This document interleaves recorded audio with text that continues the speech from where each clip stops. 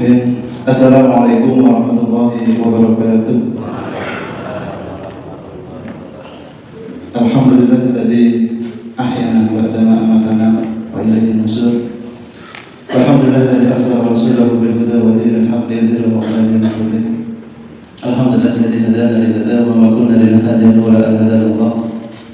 Asyhadu an la ilaha illallah wa asyhadu anna Muhammadan abduhu wa rasuluh. Allahumma shalli ala Muhammad wa ala alihi wa ashabihi ajma'in. Subhanaka la ilma lana illa ma 'allamtana innaka antal 'alimul hakim. Amma ba'd. Bapak Ibu jamaah subuh azani wa azakumullah, yang senantiasa kita panjatkan puja syukur kita kepada Allah Subhanahu wa taala yang mana pada pagi hari ini Allah masih berikan kita hidayah. Terbukti beratnya bangun subuh, alhamdulillah, baik dengan ringan, baik dengan cinta ataupun sekaligus dengan berat hati, kita mau melangkahkan kaki kita ke Baitullah, yaitu masjid yang Allah hamparkan rumah-rumah Allah di muka bumi ini. Dari situ Bapak Ibu rahimahullah merupakan cinta dari Allah Subhanahu wa taala. Terlebih-lebih ibadah ini kita lakukan dengan rasa cinta, kangen, rindu. Jadi setiap kita baca Quran itu kok merasa nikmat, merasa senang. Artinya ini adalah cinta Allah kepada kita. Tapi kalau kita ngaji, baca Quran, mengharapkan cepat-cepat selesai, mengharapkan dan rampung, artinya cintanya Allah belum 100%. Karena ada orang itu senang, ya, cinta, sukanya hati itu dilampiaskan dengan kemaksiatan. Jadi kalau dia berbuat maksiat, hatinya itu senang sekali. Orang berjudi itu saya kira nggak ada yang terpaksa, semuanya dengan suka hati. Maka bagi kita Bapak Ibu, mari kita usahakan rasa cinta kita, rasa senang kita ini lahir dari ketaatan kepada Allah Subhanahu wa taala. Ada orang yang senangnya itu kalau healing, kalau nggak healing dia susah. Dia hatinya itu merasa senang gembira ketika dia piknik. Ketika nggak piknik, dia juga susah. Maka mari kesenangan hati ini, hati kita itu senang banget ketika dalam ketaatan. Nah, itu adalah bentuk cinta Allah kepada kita. Maka dalam sebuah hadis, Allah itu bukan tanda cinta Allah kepada kita kalau kita hanya diberi harta. Karena harta itu Allah berikan kepada orang muslim dan bukan muslim, semuanya diberikan harta. Kesehatan itu semuanya diberikan kesehatan. Tapi kalau kecintaan dalam ketaatan, dalam ibadah kok dia senang, ini hanya diberikan kepada orang muslim. Hanya diberikan kepada kita. Maka kalau belum senang, dipaksa-paksain senang. Semoga nanti menjadi senang tenan. Selanjutnya salawat wassalamu ala sayyidina kita kepada kita Nabi Muhammad sallallahu alaihi wasallam yang mana telah memberikan kita sebagai tauladan, uswah hasanah, panutan kita baik dalam beribadah ataupun bermuamalah. Bapak Ibu rahimahullah, sudah kita sampaikan ketika agama Islam ini turun, itu menghilangkan daripada kezaliman. Yang harus dicapai ketika Islam diturunkan adalah keadilan. Kan gitu. Maka Bapak Ibu rahimahullah, sejatinya Allah itu tidak pernah berbuat zalim kepada kita. Setuju enggak? Allah itu tidak pernah berbuat zalim kepada kita. Apa artinya zalim? Zalim itu adalah mengambil hak punya orang lain. Nah, sekarang dalam hidup kita, mana yang bukan hak Allah? Semuanya adalah milik Allah. Jadi ketika Allah mengambil miliknya, apa kita mengatakan zalim? Ketika saya mengambil haknya Pak Hakim, saya zalim dengan Pak Hakim. Ketika saya mengambil kehormatannya Mas Mati, maka saya zalim dengan Mas Mati. Ketika saya mengambil harta dari Pak Tommy, saya zalim. Kalau secara pengambilannya tidak baik. Maka sekarang mana yang bukan milik Allah dalam diri kita? Allah mau mengambil harta kita, itu juga milik Allah. Allah mengambil nyawa kita, itu juga milik Allah. Allah mengambil kehormatan kita, itu juga milik Allah. Jadi kehormatan yang kita bangun di hadapan manusia, kalau adalah Allah ambil. Apa kita mengatakan Allah zalim dengan saya? Allah zalim dengan saya, kesehatan saya diambil, harta saya diambil. Nah itu semua milik siapa? Itu milik Allah. Maka Allah tidak pernah zalim kepada karena mengambil miliknya sendiri kok. Kita cuma didik. Allah ya rahimahullah, ketika semua ini kita insafi, artinya kita dalam menjalani hidup ini qanaah. Apapun kondisi kita syukuri. Selanjutnya pada pagi hari ini Bapak Ibu, kita belajar dari sebuah kasus akhir-akhir ini yang baru viral, seorang suami membunuh membunuh istrinya, entah itu di hadapan anak-anaknya atau tidak. Baru hamil berapa bulan Ibu? Baru hamil 5 bulan, gitu, diseret, kemudian digorok dengan pisau dapur. Setelah itu dimandikan dan dibaringkan di kamarnya. Itu sudah dalam posisi sudah digorok pakai pisau dapur istrinya sendiri. Ya. Bisa kita bayangkan ketika zaman orang itu kok bisa seorang suami yang harus melindungi istrinya, menyayangi istrinya, ini malah tega membunuhnya. Apa yang terjadi? Padahal Islam di tengah-tengah kita, Al-Quran As-Sunnah di tengah-tengah kita. Ketika Al-Quran dan As-Sunnah Allah sampaikan adalah cahaya. Artinya ketika kita berbuat jahat, ketika kita berbuat dolim, itu adalah gelap gulita. Nah, kegelapan itu bisa kita hindari dengan yang namanya cahaya. Cahayanya adalah Al-Quran dan As-Sunnah. Kenapa kok bisa terjadi di tengah-tengah dakwah Islamnya? Bapak Ibu rahimahullah, kalau kami sampaikan di sini judulnya adalah adab suami istri. Oke, adab suami istri berangkat dari surah Al-Baqarah 228. Sebelum itu Bapak Ibu rahimahullah, ada 3 kategori ini. Jadi ada hak yang harus ditunaikan suami istri berbarengan. Ada hak yang harus ditunaikan istri saja. Ada hak yang harus ditunaikan suami saja. Jadi ada 3 kategori. Yang pertama adalah hak yang harus ditunaikan berdua. Tidak boleh salah satu tok yang mengerjakan, tapi harus dua-duanya. A'udzubillahi minasyaitonirrajim.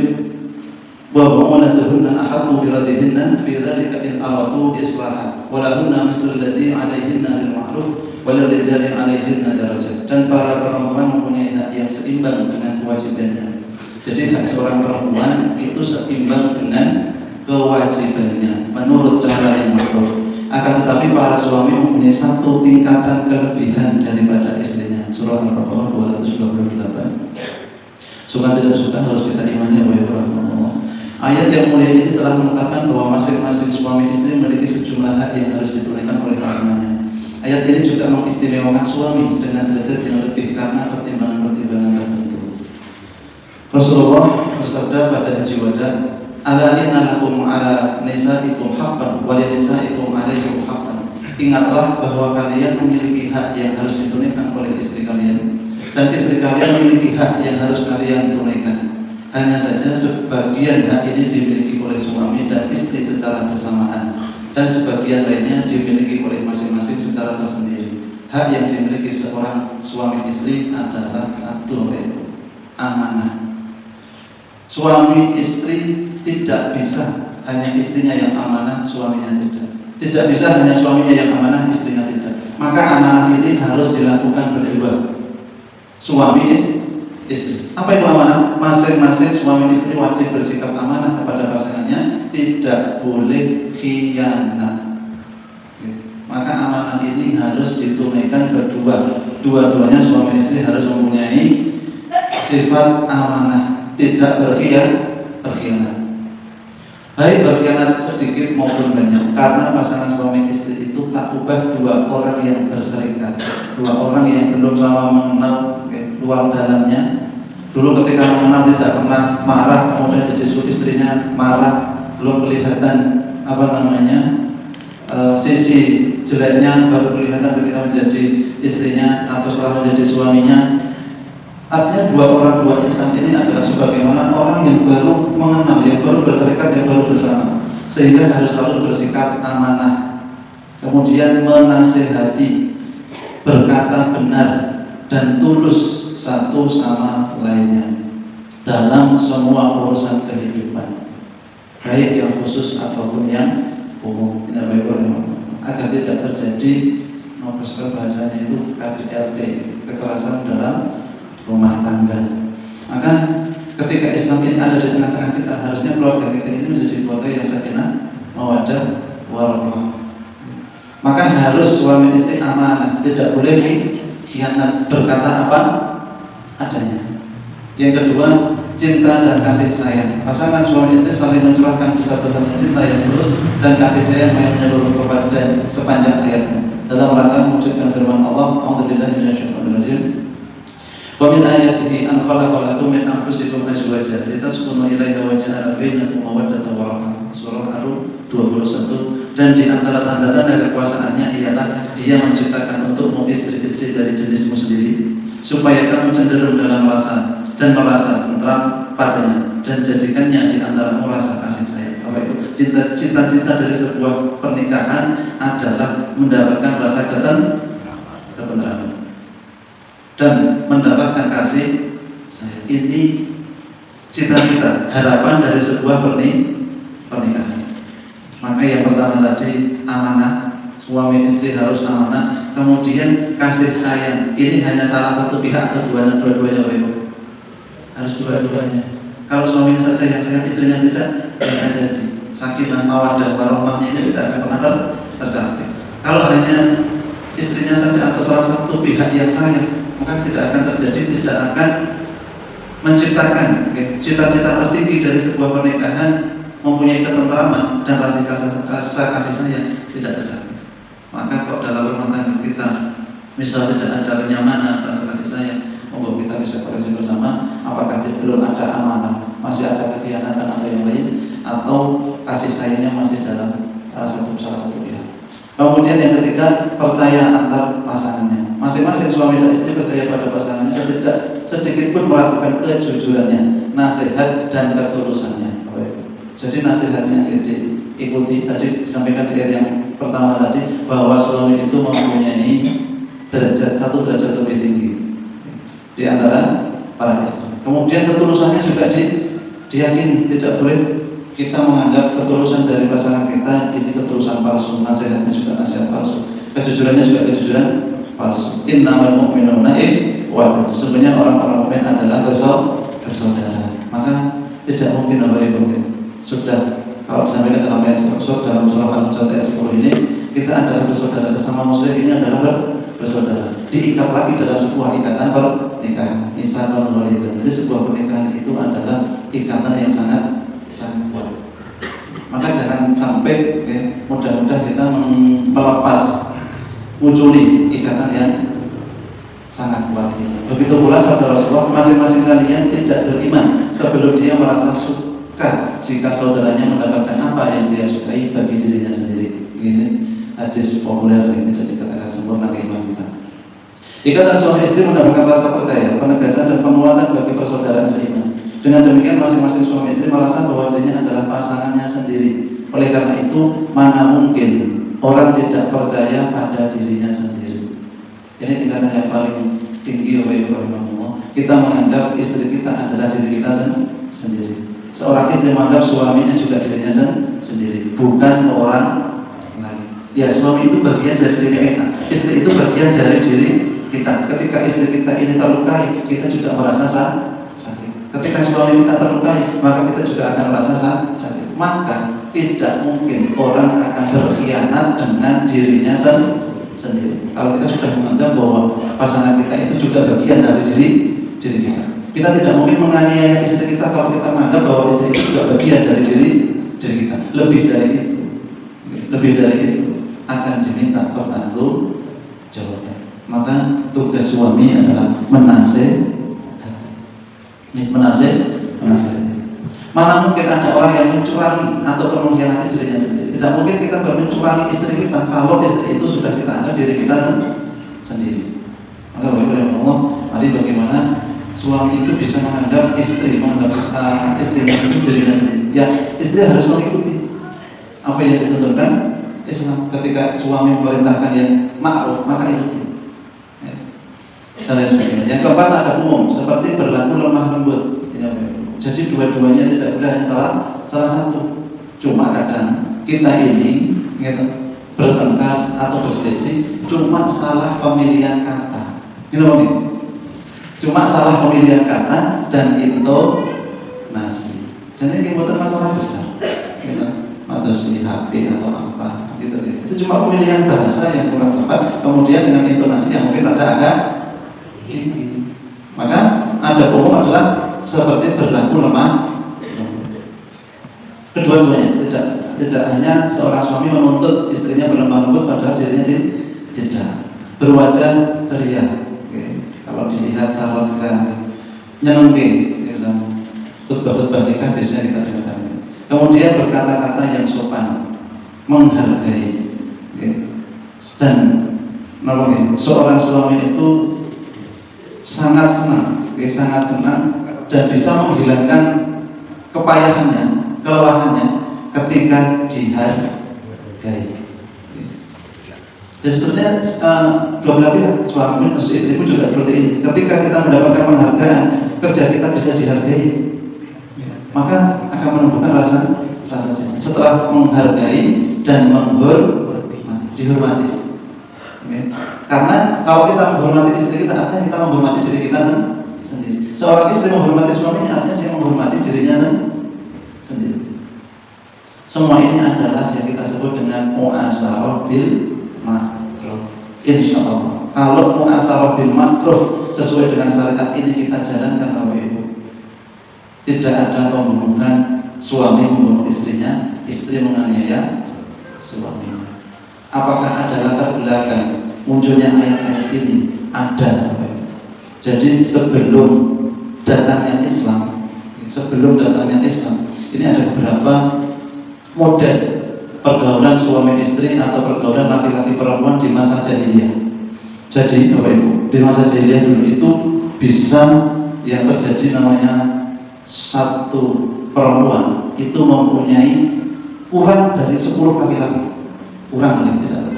Itu dengan sebab kita itu sampaikan satu perempuan bisa memiliki kurang dari 10 laki-laki. Kemudian ketika nanti anak itu lahir, maka dikumpulkan laki-laki yang pernah bergaul dengan dia. Kemudian bebas, perempuan ini mau menunjuk bapaknya siapa, bapaknya itu, ya sudah, dia bisa. Kemudian tanda, kalau perempuan ini bisa digauli banyak laki-laki, dia beri tanda di depan rumahnya. Ada tanda, entah itu bendera, entah itu tulisan, entah itu apa. Kalau ada tanda itu, berarti laki-laki manapun boleh datang. Setelah itu, anaknya lahir, bisa dengan cara nama dari laki-laki yang pernah menggaulinya itu diundi. Yang muncul siapa, itu dia jadi bapaknya dan tidak bisa menolak. Model juga suami istri. Seorang suami pengen dia punya anak seperti laki-laki si A itu. Dia menyuruh suami istrinya untuk bergaul dengan dia, dan suaminya tidak menggaulinya sebelum dia bergaul dengan orang yang dituju seperti si A tadi. Ini masa jahiliyah. Maka Islam datang itu bukan memperbaiki anak-anak, akan tapi yang sebelum-sebelumnya itu diperbaiki. Jangan sampai terjadi lagi di masa yang akan datang. Nah, Bapak Ibu, bisa kita bayangkan begitu menjijikkannya pergaulan laki-laki perempuan di masa jahiliyah. Maka dengan datangnya Islam, itu perbaiki semuanya. Sebagaimana pengharaman khamr, dikatakan manfaatnya ada, tapi mudaratnya lebih besar. Sekarang kalau kita tanya pada panjenengan, dari segi mudarat kita sudah paham semuanya. Sekarang manfaat yang disebutkan dalam ayat itu manfaatnya apa? Manfaatnya apa? Bisa memberikan manfaat daripada khamr? Belum pernah minum. Maka khamr kalimat khamr apa itu? Pohon kurma itu bahasa Arabnya apa? Pohon anggur bahasa Arabnya apa? Pohon anggur. Pohon anggur bahasa Arabnya. Seperti itu. Pohon anggur itu bahasa Arabnya al-haram, yang dimuliakan. Karena apa itu? Homer itu dulu menjadi orang kebanggaan seseorang di masa jahiliyah. Setelah dia perbuatan atau pergaulan laki-laki perempuan seperti itu, kemudian homer itu dijadikan minuman kebanggaan. Dengan homer itu orang menjadi dermawan. Bayangkan. Jadi di masa jahiliyah, ketika panjenengan bertamu, panjenengan mesti akan dijamu sehabis-habis. Bisa disembelihkan kambing, bisa disembelihkan unta. Jadi orang jahiliyah itu suka dermawan, suka berbagi. Orangnya dermawan, dan kedermawaannya ini untuk kebanggaan, untuk dibanggakan. untuk dengarkan, untuk didengung-dengungkan namanya. Nah, maka dengan dia dermawan, didengung-dengungkan, disebut-sebutkan nama orangnya, dan dia minum khamr. Nah, khamr itu menjadi kebanggaan. Maka dari ayat manfaatnya ada, tapi madarnya lebih banyak. Manfaatnya menjadikan orang jahiliyah itu suka sedekah, tapi orang suka berbagi, dermawan, suka berbagi. Tapi kedermawanannya untuk bangga. Nah, datang Islam berbagi itu hanya diniatkan lillahi ta'ala. Maka sum'ah kemudian riya itu menjadi penyakit hati ketika Islam datang. Nah, itu telah terjadi sebelum kedatangan Islam, yang mana dia memeluk agama Nabi Ibrahim. Akan tetapi merasa dirinya itu beriman, tapi sejatinya dia tidak beriman. Kemudian inilah pesan kebaikan yang diperintahkan oleh Rasulullah dalam sabdanya, dan terimalah pesanku untuk berbuat baik kepada para istri. Ya, Bapak Ibu, maka ketika kita bisa melaksanakan syariat Islam, pergaulan dengan istri, suami dengan istri, istri dengan suami, insya Allah menciptakan keluarga sakinah mawaddah warahmah. Ketika tidak ada saling menghargai, tidak saling menghormati, maka mustahil itu bukan tidak mungkin, tapi mungkin tapi jauh. Contoh, saja mustahil bisa keliling kota Klaten dalam waktu 12,5 hari. Tapi ketika itu dipaksakan dipaksakan, maka itu mungkin bisa terjadi, tapi hanya sedikit orang yang dapat melakukan. Itu sudah dikatakan pengertian mustahil. Bapak-Ibu rahimahullah, itu diantara hak-hak yang harus diperbuat, yang harus dilakukan berdua. Nah, sekarang kita cepat hak-hak istri yang harus ditunaikan oleh suami. Ini harus dilakukan suami kepada istrinya. Satu, mempergaulinya secara ma'ruf berdasarkan surah An-Nisa ayat 19, dan bergaulah dengan mereka dengan cara yang ma'ruf. Suami berkewajiban memberikan makan istrinya apabila dia makan, memberi pakaian istri apabila dia berpakaian, mendidik istri apabila dikhawatirkan istrinya ini berbuat khusus. Sebagaimana perintah Allah agar suami mendidik istrinya dengan cara menasihatinya tanpa mengancam, tanpa memaki, tanpa mencela. Apa itu? Luar biasa nih. Jadi seorang suami itu harus memberikan makan kepada istrinya kalau dia juga makan. Jangan sampai makan sendiri istrinya tidak dihiraukan. Jika dia makan, maka istrinya diberi makan. Jika suaminya berpakaian, maka istrinya harus diberi pakaian.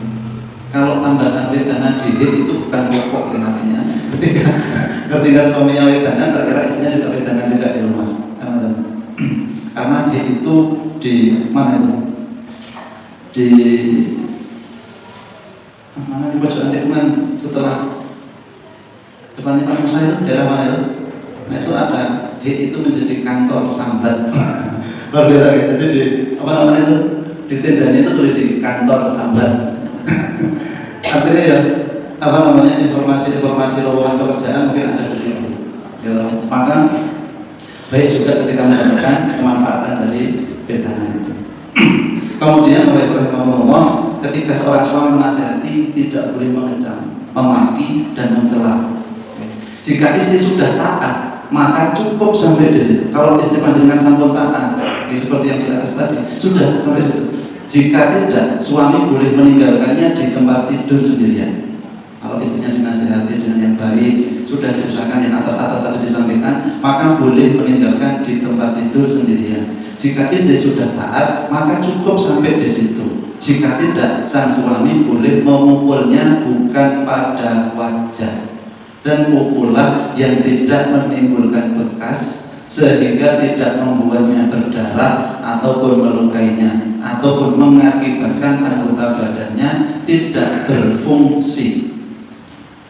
Ini berdasarkan firman Allah dalam surah An-Nisa ayat 34. A'udzubillahi minasyaitonir rajim.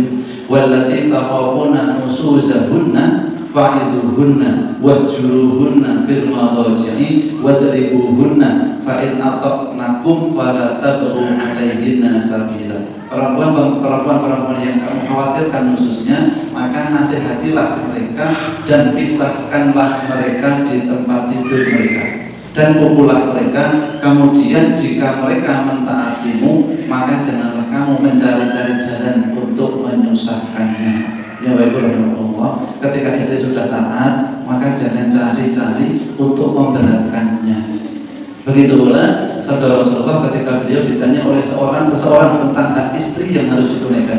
Beliau menjawab, engkau memberinya makan jika engkau makan, engkau memberinya pakaian jika engkau berpakaian, jangan pukul wajah, jangan mencaci maki, dan jangan diamkan dia kecuali di dalam rumahnya. Demikian pula sabdanya, ingatlah bahwa hak mereka yang harus kalian tunaikan adalah kalian memberi mereka pakaian dan makanan dengan sebaik-baiknya. Dan juga janganlah seorang mukmin membenci seorang mukminah jika dia tidak menyukai salah satu perangainya, pastilah dia senang dengan perangainya yang lain. Jika ada satu sifat istri yang tidak kita sukai, jika ada satu sifat suami yang kita tidak sukai, maka masih banyak sifat-sifat yang lain yang kita sukai.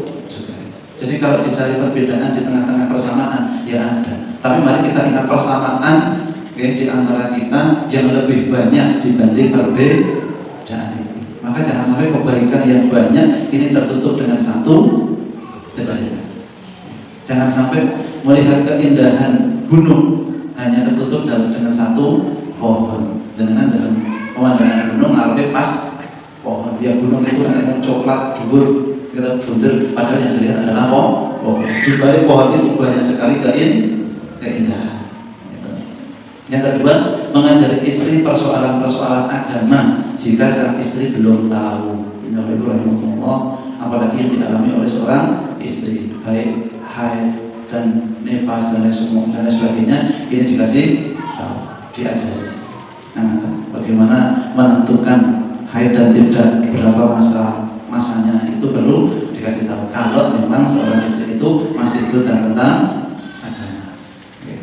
Yang ketiga, mengharuskan dan menekankan kepada istri untuk mengamalkan segala ajaran dan adat Islam, sehingga suami berkewajiban melarang istrinya membuka jilbab ataupun memamerkan kecantikannya dan menghalanginya dari bercampur gaul dengan laki-laki yang bukan mahramnya. Suami harus pula membentengi dan mengayomi istri secara intensif sehingga tidak membiarkan akhlak ataupun agamanya rusak. Tidak pula memberi peluang istri berbuat fasik terhadap segala perintah Allah dan Rasulnya ataupun berbuat dosa. Sebab suami adalah gembala yang bertanggung jawab atas segala hal berkaitan dengan istri serta bertugas menjaga dan melindunginya berdasarkan firman Allah dalam surah An-Nisa ayat 34, Ar-rijalu qawwamuna 'alan nisa. Jadi ayat ini Bapak Ibu, ini bukan untuk menindas perempuan. Ini dalam Ar-rijalu qawwamuna 'alan nisa adalah untuk seorang laki-laki suami mengayomi istrinya. Karena panjenengan laki-laki suami mempunyai kekuatan, mempunyai kelebihan dibanding istri, maka diharapkan mampu untuk mengarahkan. Nah, kemudian istri yang solehah tunduk taat kepada suami, diarahkan manut. Maka nanti ada istri juga. Ada istri juga. Kalau tidak manut, tinggal nganggur kasur dhewe nganti bisa merenung sing dikandhake bojone mau bener apa salah. Yang pun ditinggal taat, ya sudah sampai situ, berbaikan lagi. Ketika sudah ditinggalkan di atas kasur sendirian, istrinya di kamar panjenengan tengah-tengah di depan TV atau di depan ember atau dimanapun yang sudah ditinggalkan, satu malam sudah selesai ya sudah. Tapi kalau belum masih berbuat yang tidak baik, maka boleh memukul, yang penting tidak bagian wajah, tidak berdarah, tidak luka, tidak. Jadi Allah itu memberikan kelonggaran, tapi dibatasi. Memukul tapi butuh A, B, C, D. Niatnya Allah itu bukan untuk menyakiti, tapi untuk perbaikan. Yang penting adalah niatnya bukan untuk menyakiti, akan tetapi untuk perbaikan. Ini Ar-rijalu qawwamuna 'alan nisa. Ini cambuk bagi seorang suami bagaimana bisa mengarahkan istrinya, bukan untuk menindas. Kemudian saudara Rasulullah, ar-rajulu ra'in fi ahlihi wa huwa mas'ulun an ra'iyatihi. Suami adalah gembala di tengah keluarganya dan dia bertanggung jawab atas gembalanya. Yang keempat, memperlakukan secara adil antara istri dengan mantunya. Ini kita lewati. Yang kelima, tidak membocorkan rahasia dan tidak menyebut satupun aib istri, sebab suami adalah pengemban amanah istri dan bertanggung jawab untuk mengurus dan menggembalanya. Ini sabda Rasulullah.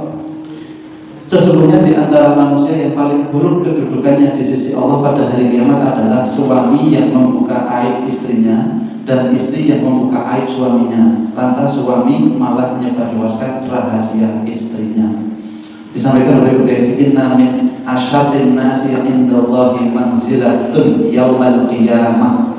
Sesungguhnya di antara manusia yang paling buruk kedudukannya bukan di sisi manusia tapi di sisi Allah. Gitu.